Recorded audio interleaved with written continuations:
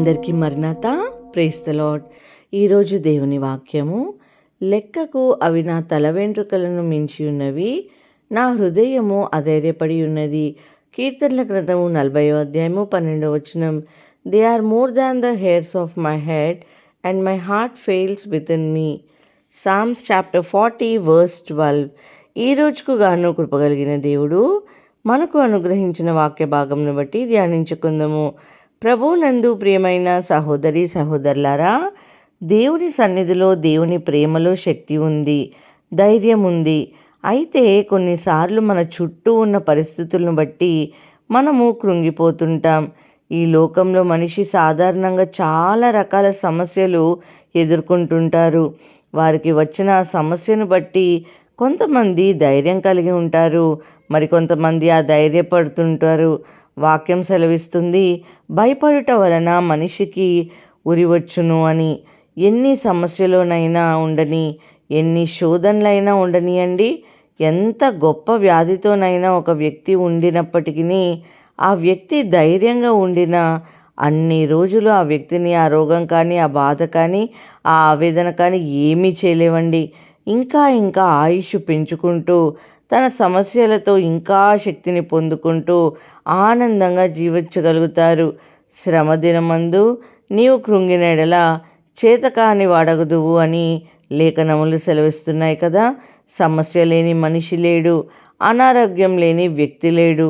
ఏదో ఒక చోట ఏదో ఒక రకమైన బలహీనతలు వారిని కృంగదీస్తూ ఉంటాయి, బాధ పెడుతుంటాయి.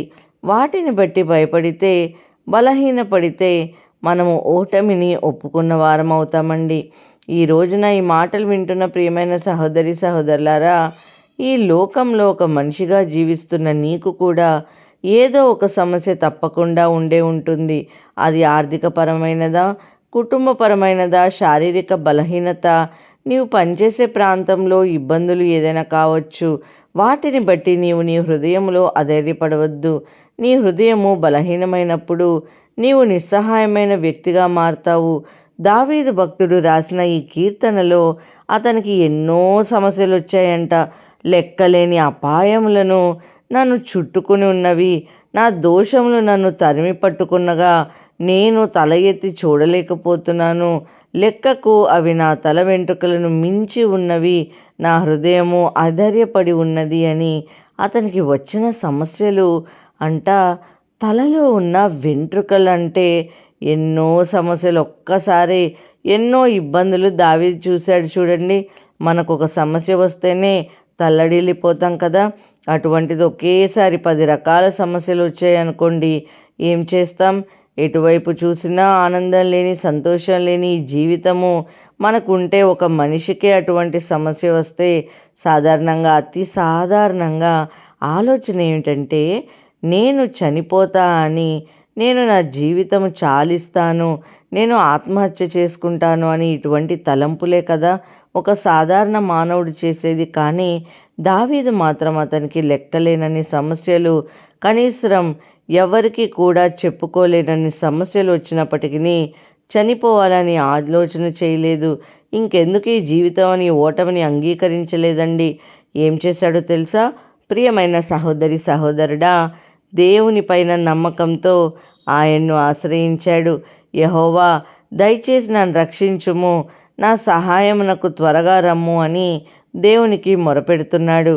ఎందుకంటే దావీదు, నాకు తెలుసు ఎన్ని వందల వేల సమస్యలు ఉన్నా వాటిని అన్నిటినీ సర్వశక్తిగల దేవుడు ఒక్క మాటతో తొలగించగలడు అని. ఆయన శ్రమలలో, బాధలలో ఉన్నవారిని తృణీకరించడు అని అందుకే అంటున్నాడండి, నేను శ్రమల పాలై దీనుడనైతిని, ప్రభువు నన్ను తలుచుకున్నాడు, నాకు సహాయము నీవే, నా రక్షణకర్తవు నీవే అని. ప్రియమైన సహోదరి సహోదరుడా, ఈరోజు బహుశా నిన్ను కూడా అనేక సమస్యలు చుట్టి ఉండవచ్చు.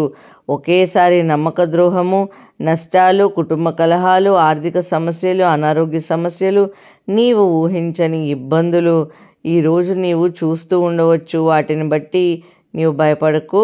అవి నీతిని కూడా ఉన్నాయని అనాలోచితమైన నిర్ణయాలు తీసుకొని నీ హృదయములో అధైర్యపడకు. దేవుడు లేని వ్యక్తిగా ఆలోచించకు. నీ సమస్యల్లో ఎవరు సహాయం చేసినా చేయకపోయినా ఎవరు నిన్ను పట్టించుకున్నా పట్టించుకోకపోయినా నీ దేవుడు నీ కొరకున్నాడు అనే విషయము మర్చిపోకు. ఆయన నిన్ను రక్షిస్తాడు, ఆయన నిన్ను తప్పిస్తాడండి. నీకున్న ప్రతి బాధ నుండి నీకు విడుదలను దయచేస్తాడు. కాబట్టి నీ హృదయంలో కలవరం తీసివేసి నీ హృదయంలో ధైర్యమును తొలగించుకుని అధైర్యం తొలగించుకుని ధైర్యముగా నిబ్బరముగా కలిగి దేవునిపై ఆధారపడి జీవించు. దేవుడి మాటలను దీవించి మన హృదయంలో ఫలింపచేయునుగాక. వాక్య భాగమును బట్టి ప్రార్థించుకుందాం. ప్రార్థన. మహాపరిశుద్ధుడ ఘనమైన తండ్రి, నజరేయుడైన యేసు ఇచ్చిన ఈ గొప్ప వాగ్దానం కొరకు స్తోత్రములు. గొప్ప వాక్యము దావీదు గారు చెప్తున్నారు తండ్రి. ఏ విధంగా అయితే దావీదు గారికి ఎన్ని సమస్యలు వచ్చినప్పటికీ ప్రభా మిమ్మల్ని మరవలేదయా, మీ పైన విశ్వాసమును నా ప్రభా నుంచి తొలగిపోలేదు తండ్రి. అట్టి విశ్వాసమును మాకు దయచేయము ప్రభా. అవును తండ్రి, ఈ లోకంలో ఎన్నో సమస్యలతో ఎంతోమంది బాధపడుచున్నారు. సాతాను శోధన బంధకాల్లో నా ప్రభా యేసయ్యా ఉన్నారు ప్రభా. అయినప్పటికీ తండ్రి అయా, ఈ యొక్క ప్రార్థనలో ఎంతో ఆశగా నా ప్రభా ఎంతో శ్రద్ధతో వింటున్నా ప్రార్థిస్తున్న ప్రతి ఒక్క కుటుంబాన్ని జ్ఞాపకం చేసుకోమని వేడుకొంచున్నాము. వాక్యంలో చెప్పిన విధంగా మేము కూడా ప్రభా అయా యేసయ్యా మరి దావీదు వలె విశ్వాసముతో ప్రభా, దావీదు వలె ధైర్యముతో మా యొక్క సమస్యలను ఎదుర్కొనే శక్తిని మా అందరికీ కూడా దయచేయమని నజరేయుడైన యేసుక్రీస్తు అతి పరిశుద్ధ నామములో అడిగి వేడుకొంచున్నాము పరమ తండ్రి.